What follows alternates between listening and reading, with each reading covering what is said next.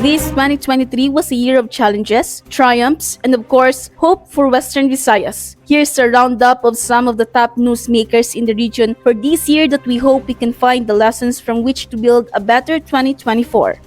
Of all the many newsmakers for the year 2023 in the region, the controversial Ungka flyover in Barangay Ungka 2, Pabia, Iloilo took the spotlight the most. The 680 million pesos defective flyover steered the first month of the year after Ilonggo structural engineer Nilo Hardalesa warned of an impending disaster if it's not repaired. One busy Monday morning, February 6, the Ungka area transformed into a scene straight out of the post-apocalyptic movie, people getting down from stranded vehicles and scaling the nearly half a kilometer long Ungka flyover, all to get out of the nearly 3-hour-long traffic jam. In May, the third-party consulting firm Abenales Associates Engineers and Consultants staffed by the Department of Public Works and Highways to do a geotechnical investigation on the structure recommended repairing the vertical displacement of Piers 4, 5, and 6 of the flyover. At least 250 million pesos is needed. On September 22, the two inner lanes of the flyover were reopened to further alleviate heavy traffic congestions during the holiday season. The DPWH Region 6 extended the operating hours of the flyover from 6 a.m. to 10 a.m. and from 2 p.m. to 9 p.m.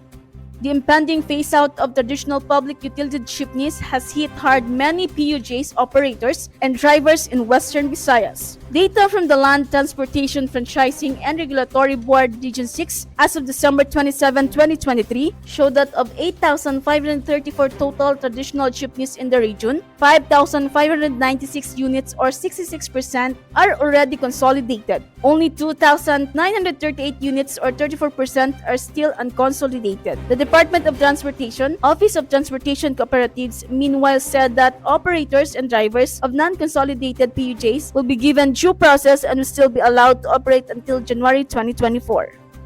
From its regional schedule on December 5, 2022, the Barangay and Sangguniang Kabataan election was finally held on October 30, 2023. The Commission on Election Region 6 registered a higher voter turnout during the October 30 BSKE in Western Visayas. Of the 6.9 million voters, 76.32% or 5,260,080, 76.32% or 5,266,080 trooped to polling centers across the region to cast their votes, said COMELEC 6 Director Attorney Dennis Ausan. The synchronized election were also peaceful. There have been no grave election-related incidents in 6 provinces and 2 highly urbanized cities in the region.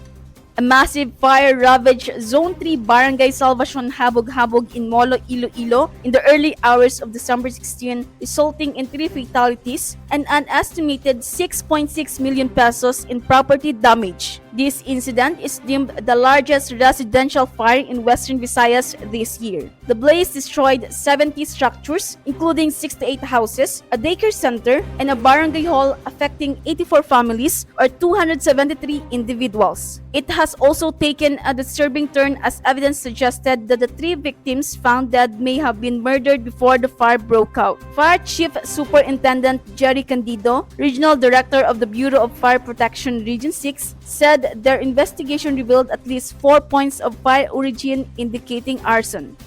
Suspected shabu worth 40.8 million pesos was seized during a buy-bust operation in Barangay Don T. Lutero East in Haniway, Iloilo on December 17. This is the biggest single operation confiscation of illegal drugs in the region to date by the Regional Police Drug Enforcement Unit 6. Suspect Mikeline Acosta, tagged by police as a drug courier, was collared while her companion, a certain Koy, was able to flee. According to Police Regional Office 6 Director Brigadier General Sidney Villaflor, the approximately 6 kilograms of shabu was intended for distribution last Christmas season and Dinagyang Festival this January.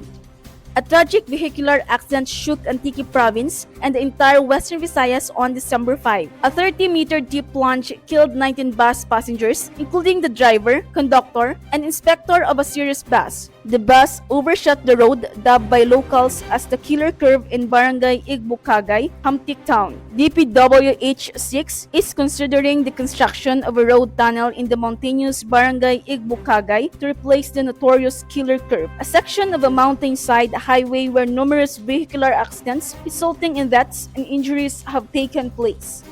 Iloilo City woke up to a horrifying Monday on November 6 following the discovery of mutilated human body parts in two separate locations, believed to be the result of a summary execution. Two severed arms were discovered inside a sack of animal feed in Barangay Ticod, La Paz district. A man's decapitated and armless torso was later found near the river in Barangay Buhang, Haro district. On November 7, a mutilated head was discovered inside the plastic bag in Barangay Quezon, Arevalo district. Attached to the plastic bag was a cardboard sign with the words, "Babala sa mga adik, ibalik ang kamay na bakal, P. Duterte." Police identified the victim as Christopher Cabalquinto. Two more flyovers in Iloilo City opened to the public in 2023. The 315 million pesos flyover at the intersection of the Iloilo Circumferential Road and Iloilo Capiz Road in Barangay Buhang, Haro District opened to traffic on May 15. On December 12, the 405 million pesos Hibawan flyover in Barangay Hibawan, Mandurrio District opened. It intends to improve access to the southern part of Iloilo and the neighboring province of Antique. Negros Occidental recorded its first confirmed African swine fever case in Pulupandan town on May 30. A week prior, Bacolod City first reported 2 ASF cases in Barangay Takuling. The hog disease placed the province's 6 billion pesos swine industry in jeopardy. On June 7, an arrest warrant against Antique Governor Rodora Cadiao was issued by Sandigan Bayan's 7th Division.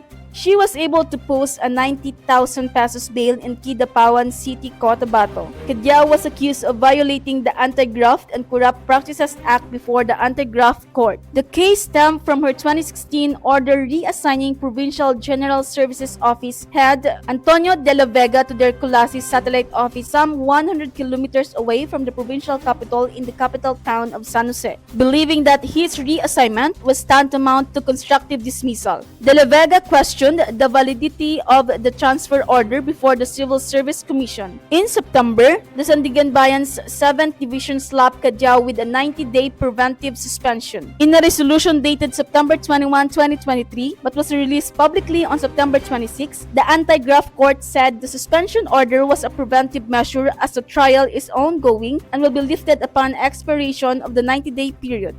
In August, news broke out the financial issues hounding the Iloilo City government employees' multi-purpose cooperative may lead to the filing of charges. The ICGEMPC faced financial setbacks stemming from dubious loans transactions, which totaled to over 31 million pesos. Mayor Jerry Treñas, lamenting the Cooperative Development Authority's inaction on the ICGEMPC's problems, declared its regional director Nora Patron persona non grata in September and called for her removal. In December, Patron was removed as CDA Region 6 Director.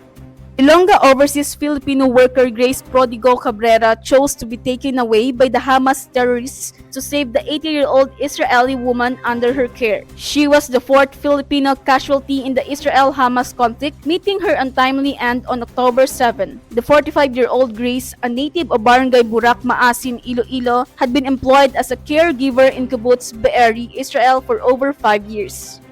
This city was officially designated as a Creative City of Gastronomy and joined the prestigious UNESCO Creative Cities Network. This list encompasses hundreds of cities around the world recognized for their cultural contributions. Iloilo is the first city in the Philippines to be recognized in the gastronomy category and is the country's sole official entry this year. Its culinary scene, with its rich array of native ingredients and time-honored cooking techniques, now stands alongside other global gastronomic giants, promising a new era for the Philippines on the world gastronomy stage. A 30 pesos increase in the daily minimum wage of private workers in Western Visayas took effect on November 16 through wage order number RBVI 27 issued by the Regional Tripartite Wages and Productivity Board. According to the Department of Labor and Employment, the increase covers the provinces of Aklan, Antique, Capiz, Guimaras, Iloilo, and Negros Occidental, including the component cities and highly urbanized cities of Iloilo and Bacolod.